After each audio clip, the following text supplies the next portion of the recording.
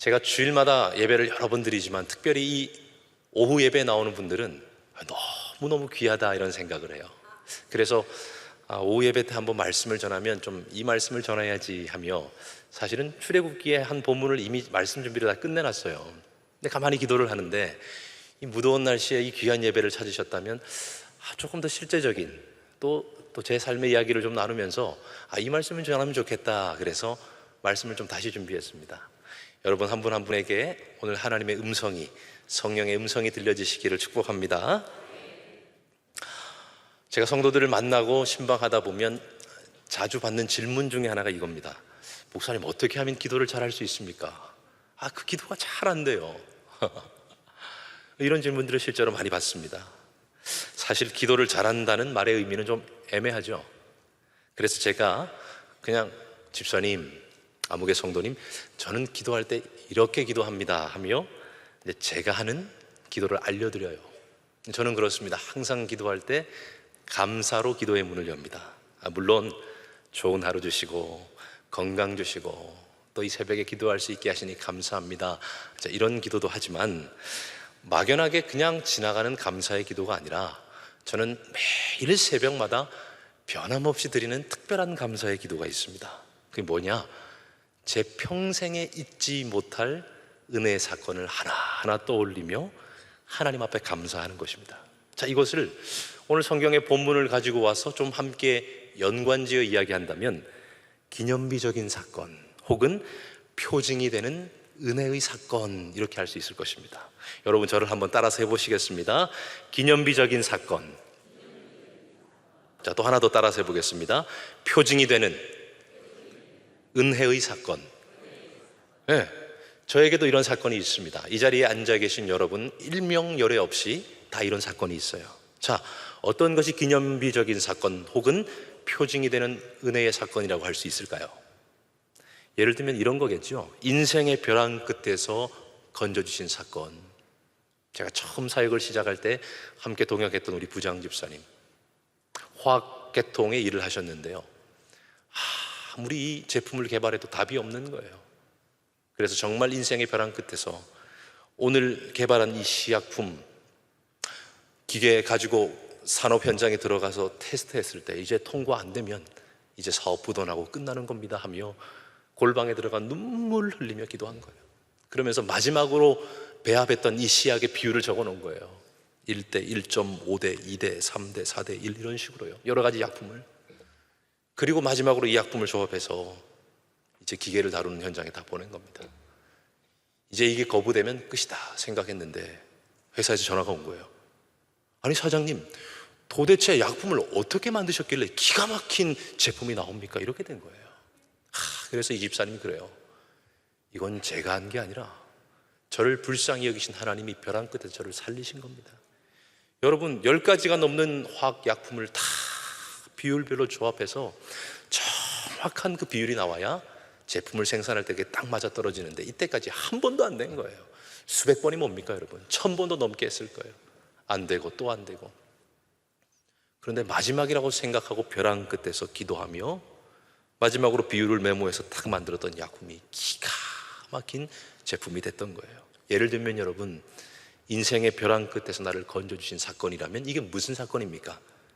기념비적인 사건, 혹은 또 뭐라고 한다고요? 표징이 되는 은혜의 사건. 너무너무 고통스러운 상황 속에서 나를 만나주신 주님, 죽을 수밖에 없는 건강, 물질, 사업의 고통 속에서 나를 건져주신 하나님, 또 무엇보다 가장 큰 기념비는 어떤 것이겠습니까? 여러분 누가 뭐래도 나 같은 죄인 위에서 자기의 피와 살을 찢어주신 주님의 십자가가 가장 큰 은혜의 표징인 줄로 믿습니다. 자, 저는 새벽마다 이것 가지고 감사기도 합니다. 근데 어느 정도 감사기도 하는 줄 아십니까? 이 감사만 가지고 1시간 넘게 기도합니다. 감사합니다. 주님 감사합니다. 그러면서 그 인생의 벼랑 끝에서 하나님 앞에 눈물 흘렸던 기억, 내가 기도하며 드렸던 고백들, 하나님이 인도하셨던 것을 하나 둘씩 아뢰는 거예요. 이 기념비적인 사건, 표징이 되는 은혜의 사건을 가지고 떠올리며 감사하기도 하다 보면 여러분 기도의 문이 활짝 열리고요, 하나님을 깊이 만나고 교제하는 은혜의 경험들을 새벽마다 합니다. 우리 이 자리에 나와 계신 귀한 하나님의 백성 한 분 한 분 다 기도할 때마다 하늘문이 활짝 열리는 은혜 경험하시기를 축복합니다. 그래서요, 이 은혜의 맛을 아는 사람은 여러분 그거 아십니까? 기도하는 재미로 삽니다. 기도의 자리에서 그 뜨겁게 만나는 하나님, 기도의 자리에서 변함없이 나를 기다리고 계시며 상한 내 마음을 만져주시는 하나님, 그리고 우리의 변함없는 찬양받기 합당하신 하나님, 그 하나님 만나는 기쁨으로 인생 살고 기도 생활한다는 거예요. 여러분, 오늘 우리가 함께 읽은 여호수아 4장을 보면 이스라엘 역사상 정말 크게 기념할 수밖에 없는 기념비적인 사건, 또 하나님께서 직접 표징이 되리니 하고 말씀하신 은혜의 사건들이 기록되어 있습니다. 자, 하나님께서는 이스라엘 평생에 기억해야 될 그 은혜의 사건을 이스라엘 역사 한복판, 그 이스라엘 백성의 살갗에 직접 새겨주십니다. 자, 이제 이스라엘 백성들은 가나안 전쟁을 치르기 전에 먼저 요단강을 건너가야 했습니다. 우리가 잘 아는 것처럼 이 요단강은 그냥 우르르 함께 건너는 게 아니에요. 하나님의 율법의 돌판, 그 생명의 말씀이 들어있는 언약궤를 어깨에 짊어진 제사장들이 먼저 이 요단강을 들어갑니다. 그런데 언약궤를 짊어진 이 제사장들이 요단강물에 발을 닿는 순간 어떤 역사가 일어났습니까? 강물이 뚝 하고 멈춰버리는 것입니다. 여러분, 기가 막히죠? 이게 무슨 의미일까요? 앞으로 여리고, 그리고 여러 가지 아이성부터 시작해서 가나안 남부와 북부 전쟁, 수많은 전쟁을 치러야 됩니다. 그러나 전쟁을 하기 전에 기억하라 이 말입니다. 뭘 기억해야 됩니까? 하나님의 말씀만 따라가면 천지 만물 자연 환경까지도 다 복종하고, 그리고 가나안 칠족속과 모든 대적들도 이 말씀 앞에 복종한다는 것입니다. 여러분, 이거 중요합니다. 전쟁보다 중요한 것이 무엇입니까? 하나님이 어떤 분인지 확실하게 기억하며 세상으로 나가는 것입니다.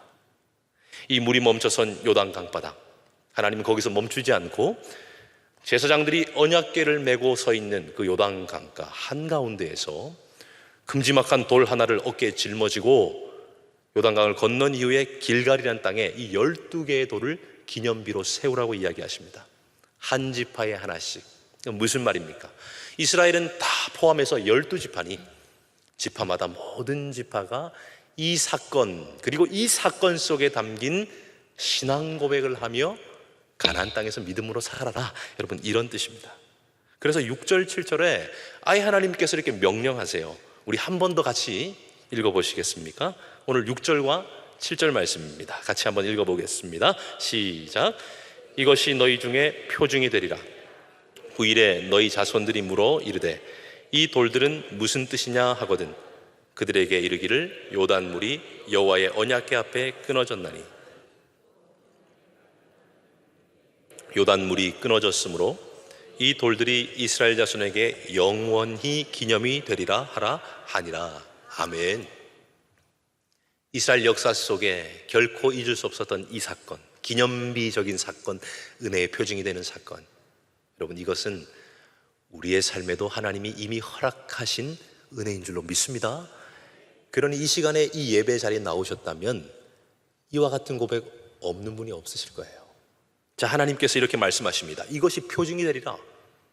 요단 물가에서 가지고 온 12개의 돌을 세워놓은 그것이 너에게 표징이 되리라.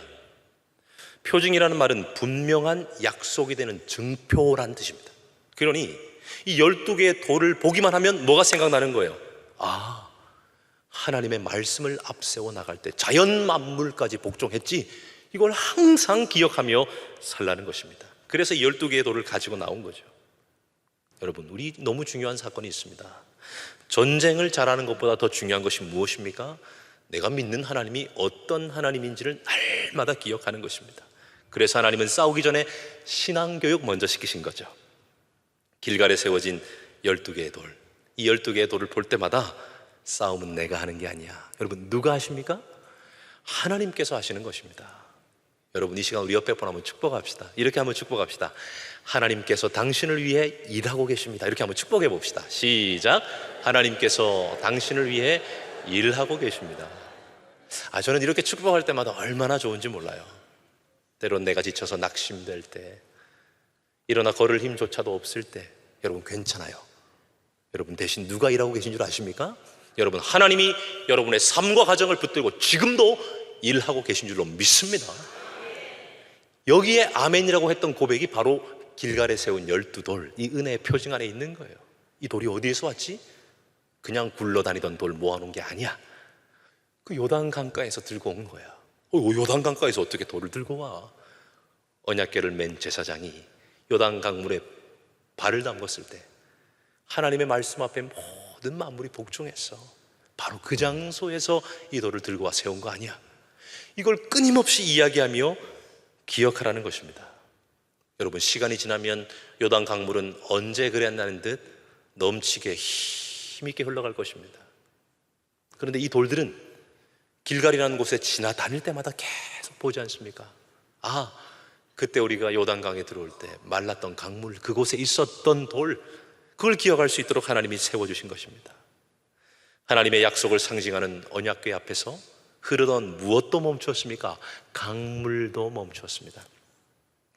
이 물이라는 것은 당시 고대 근동 세계의 두려움과 공포의 대상, 그리고 인간이 다스릴 수 없는 자연 만물을 상징했습니다. 그래서 바다 혹 강물, 이런 것은 사실은 인류에게 공포의 대상이었어요. 근데 그것조차 누가 다스린다는 겁니까? 여러분, 누가 뭐래도 우리의 삶을 지키시고 모든 위험으로부터 우리를 보호하시는 분은 하나님이신 줄로 믿으시기를 바랍니다. 이 바로 신앙 고백을 길갈에 12돌을 세우면서 한 거예요. 그러면서 배우는 것입니다. 언약궤를 따라, 말씀이 들어있는 언약궤를 따라 순종하면 하나님이 우리를 대신해서 일하신다. 그리고 때로는 이 일이 우리의 경험과 우리의 지성, 우리의 이성으로 이해가 되지 않아도 말씀 따라가면, 여러분, 누가 일하십니까? 말씀의 주인이신 하나님이 일하시는 줄로 믿습니다. 바로 이것입니다. 앞으로 가나안 땅에서 치를 전쟁은 하나같이 인간의 상식, 이스라엘 백성의 이성으로는 전쟁은커녕 그들 앞에 설 엄두도 낼 수 없는 땅이었습니다. 그러나 하나님의 약속만 붙잡고 끝까지 순종한다면 하나님이 환경도 정리하시고 상황도 정리하시고 얽혀있는 건 풀어주시고 막혀있는 건 뚫어주시고, 이걸 믿는다는 고백을 하는 것이죠. 여러분, 왜 이 은혜의 표징, 이 길갈의 12돌을 기억하는 것이 중요한 줄 아십니까? 분명히 어제의 요단강이 멈춘 기억을 했습니다. 분명히 어제 이 요단강이 멈췄어요. 그리고 하루가 지나 새날이 밝았습니다. 그렇게 놀라운 기적과 은혜를 경험했지만 눈앞에 있는 것은 이제 요단강이 아니라 난공불락의 여리고 성과 도저히 싸워볼 엄두도 낼 수 없는 가나안 7족속이었습니다. 그러니 그 가나안의 7족속과 눈앞에 있는 여리고 성을 보니 분명히 약속하셨는데 그 하나님의 약속과 내 현실이 너무너무 동떨어져 보이는 것입니다. 이것이 문제입니다. 여러분, 이것은 이스라엘 백성뿐만 아니라 우리가 신앙생활을 할 때도 똑같이 나타납니다. 아무리 큰 은혜를 경험하고 뜨겁게 하나님을 만났다고 해도 이 은혜올 문 밖을 나가는 순간, 교회 밖을 나가는 순간 은혜를 받았는데도 여전히 묶여있고 여전히 꿈쩍하지 않는 문제와 강팍한 사람들을 마주하며 사는 것이 우리의 현실이라는 것입니다. 기억하세요. 요단강물은 멈췄지만 당장 여리고 성문이 열린 것 아니었습니다. 가나안 7족속이 우리가 졌습니다 하며 엎드린 것 아니었습니다. 그러니 은혜와 이 현실 속에서 눈에 보이는 현실을 바라보며 계산할 것인지, 아니면 이 은혜의 사건을 내 인생의 기념비로 삼고 계속해서 말씀을 생각할 것인지 선택해야 했다는 것입니다. 그러니 하나님은 이 12개의 돌을 세워놓고 기념하라 그러셨어요. 무슨 말이냐? 날마다 보라는 것입니다. 하나님이 역사하시면 된다. 또 고개를 돌이켜 여리고성을 보니까 하나님이 역사하시면 되지만 이거 답이 없네. 그럼 또 고개를 돌이키는 거예요. 길갈의 12돌을 보면서 아니야, 그래도 하나님이 하시면 돼.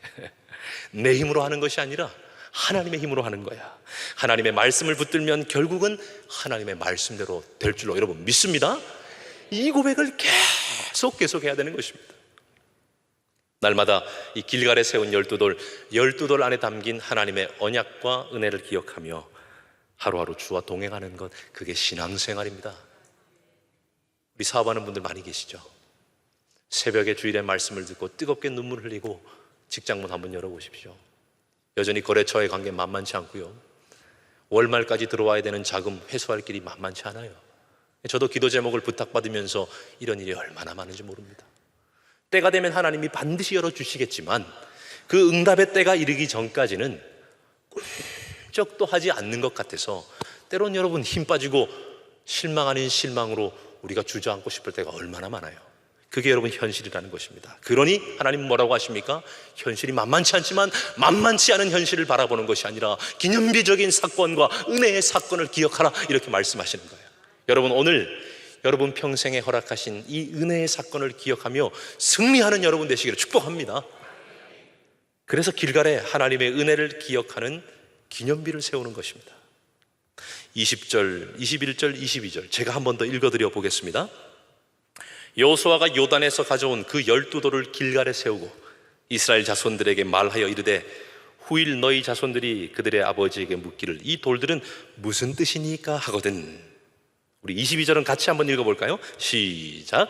너희는 너희의 자손들에게 알게 하여 이르기를 이스라엘이 마른 땅을 밟고 이 요단을 건넜습니다. 할렐루야.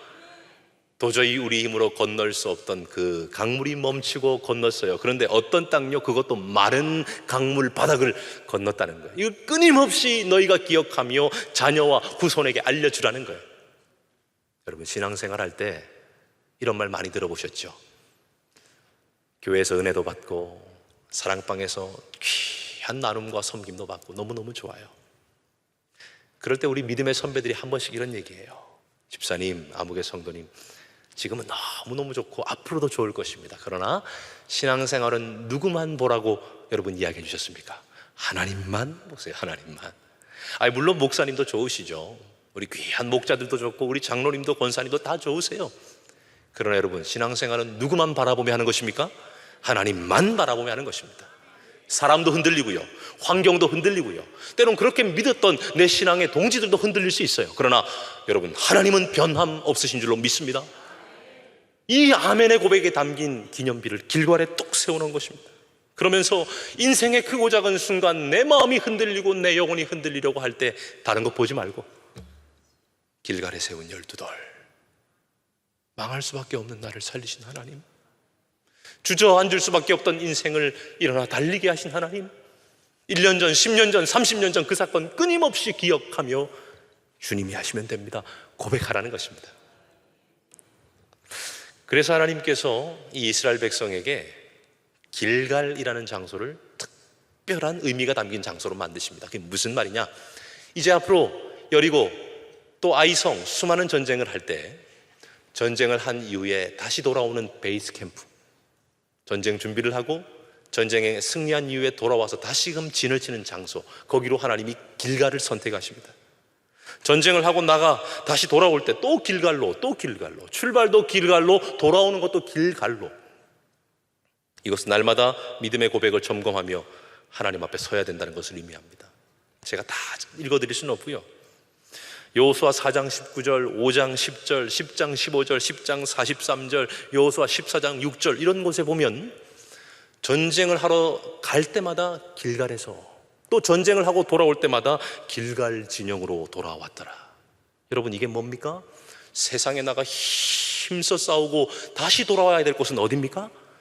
은혜의 고백이 있는 그 장소 앞에 와서 무릎 꿇고 하나님 기억하라. 세상을 이길 수 있는 힘도 길갈의 12돌, 요단강이 멈추게 하사 마른 바닥을 건너게 하신 그 하나님을 기억할 수밖에 없는 장소 앞에 와서 날마다 엎드려야 이 가나안 싸움에서 이길 수 있다는 것입니다. 여러분, 내 인생의 길갈에 기념비를 세우고 날마다 기억하십시오. 제가 말씀의 문을 열며 새벽마다 제가 이렇게 기도합니다 하고 이야기 드렸죠. 제가 이 말씀을 묵상하면서 깨달은 거예요. 주님의 십자가를 묵상하며 감사하기도 하고, 아무도 예수 믿지 않는 집안에서 또 인생의 크고 작은 어려움 속에서 정말 기적적으로 건지신 하나님을 10년이 지나도 20년이 지나도 잊지 않고 새벽마다 똑같은 고백을 해요. 그런데 여러분, 그 고백을 할 때마다 은혜의 샘이 펑펑 솟아나오는 것을 경험합니다. 여러분, 기도할 때마다 하나님 앞에 감사의 문이 활짝 열리시기를 축복합니다. 한번 그렇게 기도해 보세요. 그러면 세상을 이길 힘이 기도의 자리에 임하는 겁니다. 여러분의 길갈은 어디입니까? 이 영적 표징이 무엇입니까? 깨닫게 하시고 돌이키신 사건, 인생의 벼랑 끝에서 날아오르게 하신 사건, 또 어떤 특정한 사건을 통해서 하나님을 만나고 깨닫게 하신 그 모든 것이 길갈에 세운 12돌이 될 수 있습니다.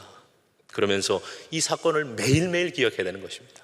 주일 예배 혹은 금요 철야, 이렇게 일주일에 한두 번이 아니라 매일매일, 할 수 있다면 하루에 몇 번이라도 계속 그 길갈의 12돌을 기억하라 이 말입니다.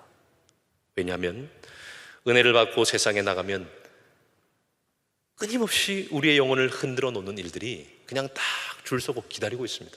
여러분, 그런 것 같지 않습니까? 이 은혜를 받고 약속을 받았는데도 이 은혜의 문만 열고 나가면 꿈쩍도 하지 않는 문제들은 그냥 그대로 줄 서서 날 기다리고 있습니다. 여전히 사업은 힘들고 빚 갚아야 할 날짜는 다가오는데 어디 하나 돈 주겠다는 사람 없어요. 10년, 20년을 기도하는데 도무지 남편은 교회 나올 기미조차 보이지 않습니다. 자녀들도 마찬가지죠. 그렇게 기도하지만 도대체 언제쯤 처리될까 답답합니다. 여러분, 그렇죠? 이곳에서 길갈에 12돌을 세우고 확인하고 믿음으로 아멘하며 나갔지만 꿈쩍도 하지 않는 사람과 환경들이 계속 우리 앞에 있더라는 거예요. 그러니 하나님 뭐 하라 그러십니까? 그 환경들을 막 변화시키려고 노력하는 것이 아니라 길갈의 은혜를 기억하라, 이렇게 이야기하시는 거예요. 여러분, 저를 한번 따라서 해보시죠. 길갈의 은혜를 날마다 기억합시다. 여러분, 그게 신앙생활입니다. 그게 신앙생활이에요. 이렇게 꽉 막혀 있는 인생의 문제들이 우리를 계속 흔듭니다.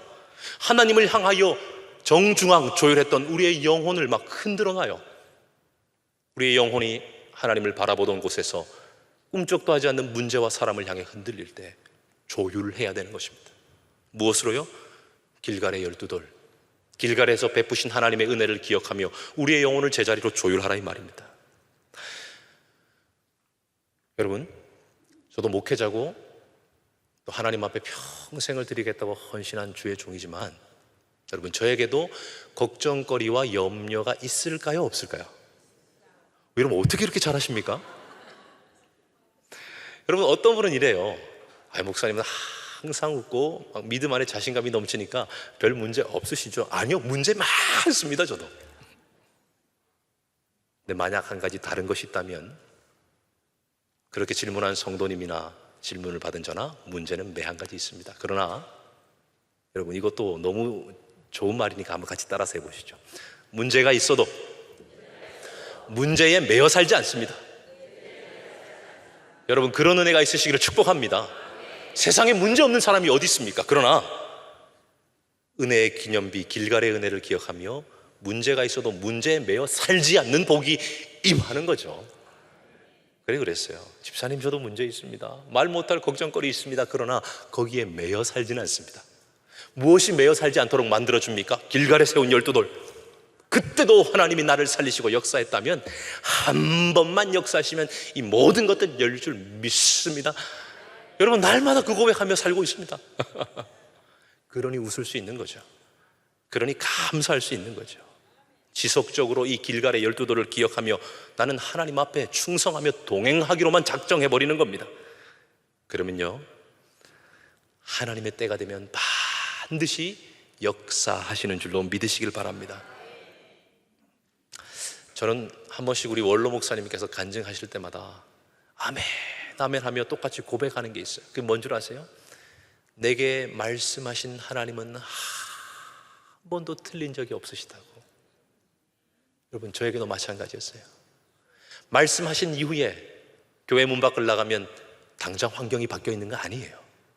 그러나 믿는 거예요. 길갈의 12돌을 세우신 하나님께서 여리고의 문도 여실 줄로 믿습니다. 때가 되니 결국은 하나님이 저에게 말씀하신 그대로 행하신 것을 지금까지 체험해 살고 있습니다. 여러분에게도 동일하게 하나님이 역사하고 일하고 계신 줄로 믿습니다. 네, 여러분, 이렇게 아멘하며 사는 것이 신앙생활입니다. 때로는 믿음으로 살아가며 날마다 기도하는 자리를 지키고 있는데도 환경이 꿈쩍도 안 하는 정도가 아니라 오히려 더 힘들어질 때도 있습니다. 어려움이 찾아올 때가 있습니다. 때로는 그 어려움이 큰 아픔이 되기도 하고요. 심지어는 하나님 도대체 왜 이러십니까? 하는 깊은 탄식이 나오게 만들 때도 있습니다. 그러나 이때도 마찬가지입니다. 또 길갈의 은혜를 기억하며 기억하고 또 기억해야 되는 것입니다. 여러분, 인생에 아픈 기억이 있으십니까? 때론 사람에게 배신당해서 너무너무 쓰나린 마음의 상처가 있으십니까? 그거 여러분, 잊으려는 노력으로는 절대로 지워지지 않습니다. 처절한 몸부림만으로는 좀처럼 아픈 상처와 실패의 기억, 배신의 상처는 지워지지 않습니다. 그럼 어떻게 해야 될까요? 길갈의 은혜를 기억하며 여전히 하나님이 선하시다고 고백하며 또 그 은혜를 되새기며 또 되새기는 거예요. 여러분, 아픔과 실패에 쓰라린 상처는요, 은혜의 기억으로 덮는 것 외에는 방법이 없어요. 저도 아픔과 상처가 있었거든요. 잊으려고 아무리 몸부림쳐도 잊은 줄 알았는데 또 올라오고 저를 힘들게 만들더라고요. 그래서 깨달았습니다. 잊으려고 노력하는 것이 아니라 길갈의 12돌을 세우게 하신 그 하나님 기억하며 은혜로 덮어야 되는구나. 여러분, 혹 마음의 아픔과 상처가 있다면 이 시간 하나님의 은혜가 폭포수처럼 여러분의 심령을 덮으시길 축복합니다. 그리고 한 6개월, 1년이 지났는데 분명히 1년 전만 해도 아프던 그 상처가 아무렇지도 않은 것 있죠. 뭐 그럴 수도 있지. 내가 부족하니까 그랬겠지. 잃어버릴 수도 있지. 손해볼 수도 있지. 그러면서 제 마음에 요동이 없는 거예요.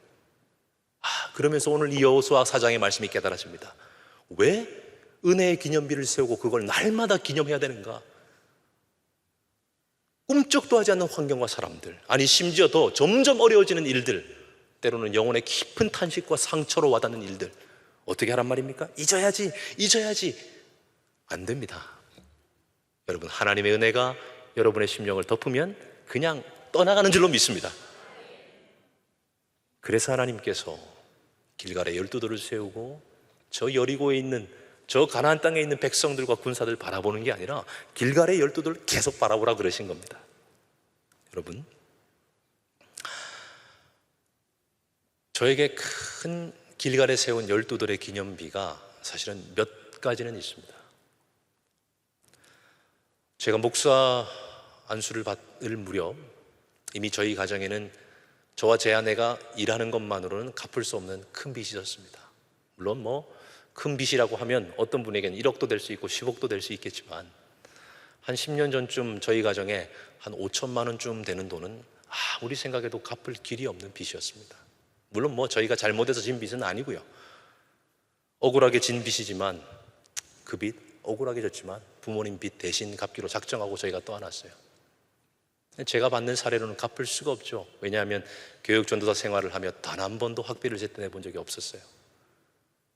감사원금 11조, 선교원금 다 떼고 학교에 다니는 차비 떼고 나면 책값은 물론이거니와 때로는 식권을 살 돈도 없을 정도로 힘들었던 때였습니다. 근데 여러분, 어디서 4, 5천만 원을 갚겠습니까? 그럼에도 불구하고 목사 안수를 받는 그 해에 같이 기도하며 아내와 정한 마음을 가졌습니다. 여보, 하나님 책임져 주실 줄 믿고 직장 그만두자. 인간적으로 생각할 때는 간이 배 밖에 나온 거죠. 저거 어떻게 갚으려고 그러나. 그러나 내가 주의 일을 하면 주님이 제 일 해줄 줄 믿고 그만두기로 작정했습니다. 그리고 얼마 되지 않아 아내가 다녔던 회사에서 공고가 났어요. 희망퇴직 신청을 받습니다 하는 거예요. 희망퇴직. 여러분, 주로 희망퇴직은 어떤 분들 대상이에요? 젊은 직원들 대상이에요? 아니면 나이가 있고 직급이 높은 분들 대상이에요? 그렇죠. 그 당시 제 아내가 만 30이 안 됐어요. 믿음으로 신청하자 이렇게 된 거예요. 되게 하셔도 감사, 안 되게 하셔도 감사지만 주의 일을 할 때 물질에 묵혀서 염려하지 않도록 하나님 도우실 거라는 믿음이 있었어요. 그리고 정말 기적적으로 희망퇴직 신청이 처리가 되었습니다. 그 처리가 되었을 때 저희 아내와 함께 일하던 직장 동료들은 다 기적이라 그랬어요. 왜? 만 30도 안 된 직원이 희망퇴직 신청이 되어서 2년치 월급을 받아서 퇴직했기 때문입니다. 여러분, 그 2년치 월급 받아서 빚 갚았을까요? 못 갚았을까요? 다 갚고도 1,000만 원이 남은 줄로 믿으시길 바랍니다. 그런데 그 남은 1,000만 원을 손에 들고 보니 내 돈이 아니라 하나님 선물로 주신 돈이잖아요. 물질로 힘들어하시는 부모님께 드려야 되겠다 하는 마음이 들어서 그것 다 드려버렸어요. 그때 그 사건이 저희 가정에 아주 큰 기념비적인 사건이 되었어요. 뭘 경험한 겁니까? 먹이시고 입히시는 분은 하나님이다. 여러분, 누가 뭐래도 여러분을 먹이시는 분, 입히시는 분은 하나님이신 줄로 믿으시길 바랍니다. 귀로 듣고 말씀을 읽어 아는 하나님과 진짜 먹여주시고 아무리 몸부림쳐도 갚을 길이 없는 빚을 회사의 법을 받고 갚아준 하나님을 만나는 것은 사실은 차원이 다릅니다. 그때부터는 여러분 자신감이 있는 거예요. 그러나 그 사건 경험했다고 해서 그 다음부터 무조건 물질의 문제가 수월하게 풀리기만 했을까요? 아닙니다, 여러분. 또 물질의 문제 생기고 또 가정의 문제 생기고. 그러나 제 영혼 깊은 곳에는 뭐가 있습니까? 갚을 수 없는 그 4, 5천만 원의 빚을 해결해 주신 길갈의 12돌을 세우게 하신 하나님이 있는 거예요. 그 새벽마다 감사기도 하는 거죠. 하나님, 내 모든 것 다 하나님 것입니다. 하나님, 혹시라도 이건 내 것이라고 생각한다면 차도 가져가시고 전세 월세 집도 가져가시고 다 가져가십시오. 손에 수억 가지면 뭐합니까? 인생의 주인, 모든 것의 주인이 하나님인 것 잊고 산다면 죽은 것만 못한 인생이니 하나님 겸손하게 하옵소서. 이게 여러분 제 기도가 된 거예요. 날마다 그 고백을 하며 살아가지만 부어주시는 것을 경험할 때도 있고 때로는 여전히 크고 작은 문제가 나를 힘들게 하는 것을 또 경험합니다. 그러다가 제 인생에 큰 아픈 사건 하나가 발생합니다. 수영로교에 부임하기 한 2주 전, 평소에 질병으로 고생하던 어머님이 수술을 받고 회복하던 중 의료사고로 식물인간이 되는 사건이 발생했어요. 그때가 언제냐? 2013년 11월 13일. 지금도 잊을 수가 없어요. 수영로교회를 12월 첫째 주에 부임했으니 11월 13일이면 한 2주 정도 남긴 사건이었어요. 평소에 몸이 좋지 않아 기관지 절개 수술을 하셨고 회복하는 가운데 이 간호사가 매뉴얼대로 하지 않는 바람에 이 기도가 완전히 막혀버리고 한 10분 정도 숨을 쉬지 못하셨습니다. 지금도 생생하게 기억나요. 당시 응급실을 담당하던 모든 의사 선생님들, 간호사들 다 뛰어와서 난리가 났죠. 커튼을 치고 소리가 들리는데 제 귀에 이 소리가 들려요. 세이브하기 힘들겠습니다. 무슨 말입니까? 살기 힘든다는 말입니다.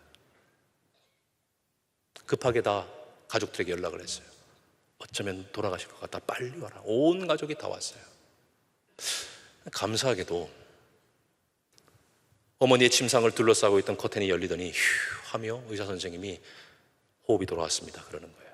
여러분, 그런데 호흡은 돌아왔지만 저산소성 뇌 손상으로 대뇌가 완전히 파괴됐어요. 대뇌가 다 파괴됐다는 말은 이제 식물인간이라는 뜻입니다. 눈만 껌뻑껌뻑 하는 것 외에는 아무것도 못하시는 상태가 된 거예요. 그때 하나님이 저에게 순간 이런 지혜를 주셨습니다. 의료사고 현장에 제가 있었어요. 그 어머니가 숨쉬지 못하게 뭐 하나 빠지는 걸 제가 봤어요. 그리고 간호사에게 제가 얘기했어요. 그래서 제가 당시 응급실을 담당하고 있던 의사 선생님과 간호사를 만나자고 제가 면담을 했어요. 하나님이 지혜를 주신 거죠. 잘 치료하다 생긴 일이니 원망은 하지 않습니다. 그러나 실수로 인해서 이제 환자가 짊어지고 가야 되는 인생의 짐이 있는데 저희 가족도 일부를 짊어지겠지만 병원에서도 필요한 책임은 져주십시오 그랬어요. 그랬더니 의사 선생님과 간호사분이 그러더라고요. 너무너무 죄송합니다. 간호사가 매뉴얼대로 하지 않아서 생긴 일입니다. 저희가 최선을 다해 치료하겠습니다. 그 상태로 한 달을 계셨습니다. 근데 한 달 뒤에 병원에서 전화가 오는 거예요. 받았습니다. 아무개 씨 보호자 되시죠? 네, 맞습니다. 한 달이 됐는데 병원비 중간 정산해 주십시오. 얼마입니까? 한 400 몇십만 원 얘기를 하더라고요. 그래서 제가 그랬어요. 내야 된다면 마땅히 내겠지만 병원 측과 의료사고 문제로 소통 중에 있으니 조금 정리가 된 다음에 이야기하시죠 하고 전화를 끊었어요. 근데 병원 측과 이야기되는데 처음에는 본인 과실을 인정하더니 나중에는 이미 환자가 불안정한 상태에 있었고 여러 가지 변명들을 하기 시작하는 거예요. 제가 기도하면서 결단했습니다. 돈을 달라고 하지 않는다. 돈보다 중요한 것이 무엇입니까? 치료받는 것이지 않습니까? 그래서 원래 아프셨던 분이기 때문에 이만큼은 저희가 들어갔습니다.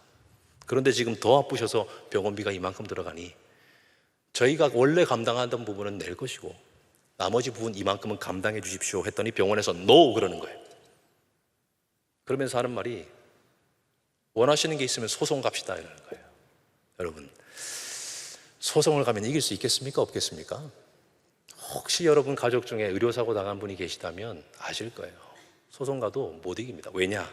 아무리 제가 사고 현장에 있었다 할지라도 그 사건이 일어난 경위를 설명하며 의료적인 지식을 가지고 어떤 부분이 잘못인지 정확하게 입증할 만한 지식이 저희가 없기 때문이에요.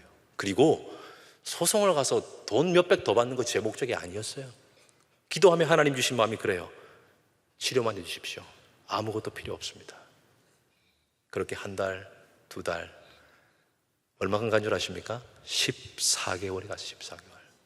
여기 의사 선생님들도 몇 분 계시겠지만 중환자실은 몇 달 있다가 퇴원하는 것이고 12개월 넘어가면 사실은 돌아가셔서 나오는 것이에요. 14개월을 버티셨어요. 달수가 쌓이면 쌓일수록 제 마음에 좀 불편함이 있었어요. 한 달 400만 원, 두 달 800만 원, 10달 4천만 원, 1년 5천만 원. 여러분, 이게 현실이라는 거예요. 그러나 여러분, 그때마다 제가 기억한 건 뭔 줄 아십니까? 길갈에 12돌을 세우신 하나님을 날마다 기억하는 거예요. 하나님, 내야 된다면 낼 수 있는 돈 주실 줄로 믿습니다. 낼 수 없다면 내지 않아도 되게 도와줄 줄로 믿습니다. 이 고백만 하며 저는 오직 사역과 목회에 집중했습니다. 그러니 여러분, 새벽마다 기도 안 할 수가 없죠. 하나님 감사합니다. 감사합니다. 감사합니다. 제 심령에 평안이 가득할 때까지 감사의 기도를 하고, 그때 길갈에 12돌 세우신 하나님께서 오늘도 역사할 줄로 믿습니다. 여러분, 아멘입니까?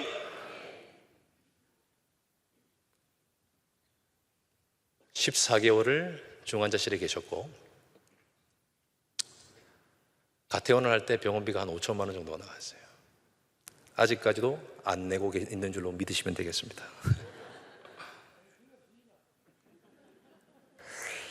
여러 가지 이유가 있습니다. 첫 번째는 돈을 받고 싶은 마음이 없었기 때문에 소송하지 않았고, 두 번째는 한 번도 병원에 화낸 적이 없어요. 그리고 병원 측에서도 사실 두세 달 계시다가 돌아가실 줄 알았어요. 그것이 6개월이 되고 1년이 되고 14개월이 된 거죠.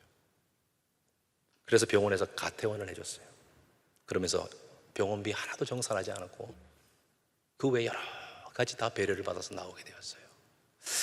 여러분, 오늘 제가 이 말씀을 드리는 이유는 우리 인생에 길갈에 세운 12개의 기념비가 얼마나 우리 인생을 담대하게 믿음으로 서게 만드냐 하는 것을 나누고 싶어서입니다. 여러분, 그때 나를 살리시고 여기까지 인도하신 하나님의 은혜가 있다면 오늘 여러분 삶 속에 어떤 문제가 있다 할지라도 믿음으로 주님만 바라보며 달려가시기를 축복합니다. 여러 가지 문제가 나를 애워싸고 목회를 하는 저에게도 말 못할 아픔이 있죠. 그러나 저는 뭐 합니까? 새벽마다 신방을 갈 때마다, 차를 타고 운전할 때마다, 말씀 준비할 때마다 그때의 길갈에 12돌을 세우신 하나님께서 지금도 일하시면 염려하지 않아도 되는 줄로 믿습니다 하며 저는 감사만 한 것입니다. 여러분, 기억하십시오. 나를 불러주시고 나를 세워주시고 나를 살려주신 그 하나님을 만난 그곳, 그걸 날마다 기억하세요. 그리고 그 길갈의 은혜가 어떤 문제, 어떤 인생의 풍파가 불어와도 오늘을 넉넉히 이길 수 있는 힘을 주시는 줄로 믿습니다. 그럼 우리는 뭐 하면 됩니까? 그 은혜를 기억하며 감사하고, 우리의 영혼을 닫혀있는 환경, 점점 무너져 내리는 인생의 사건들에 집중하는 것이 아니라 어디에 집중해요? 하나님이 베푸신 은혜의 사건을 계속 기억하며 우리의 영혼을 하나님께 조율하는 거예요. 그리고 일상에 맡겨진 일 최선을 다하는 겁니다. 신방하고 말씀 준비하고 교구 모임 준비하고 기도하고 피곤한 몸을 일으켜서 여지없이 기도하는 자리에 엎드리고 제가 할 수 있는 건 최선을 다하는 거예요. 여러분, 그랬더니 하나님이 제 인생을 책임져 주신 줄로 믿습니다. 그 하나님이 여러분에게도 똑같이 역사하고 있다는 것을 꼭 기억하시길 바랍니다. 그래서 여러분, 오늘 이 시간을 통해서 분명히 내게 허락하신 길갈의 은혜가 있다 이 말이에요. 여러분, 그걸 기억하며 사시면 누가 뭐래도 흔들리지 않고 한 길 가고, 그리고 걸어온 길 되돌아봤을 때에 여러분, 할 말이 있는 인생이 됩니다. 뭔 줄 아세요? 내가 열심히 살아서 여기까지 온 게 아니에요. 망할 수밖에 없었고 죽을 수밖에 없었고 주저앉을 수밖에 없었는데 하나님이 인도하셨다고 자신 있게 이야기하며 하나님의 영광을 증거하는 인생 되게 하실 줄로 믿습니다. 그래서 여러분, 이 신앙은 여러분에게서만 끝나는 것이 아니라 여러분의 자녀의 자녀에까지 반드시 흘러갑니다. 여러분, 자녀에게 할 말이 있어야 돼요. 아들아, 딸아, 엄마의 인생을 봐, 아빠의 인생을 봐. 하나님이 돕지 않고서는 여기까지 올 수도 없었고 살 수도 없는 인생이야. 누가 뭐래도 우리 가정은 하나님이 붙잡으시고 하나님이 책임지시는 인생이야. 여러분, 그럴 때에 자녀가 부모의 삶을 통해 하나님을 만나고 경험하게 되는 것입니다. 여러분, 이런 은혜가 여러분 삶 속에 풍성히 넘쳐나시기를 주님의 이름으로 축복합니다.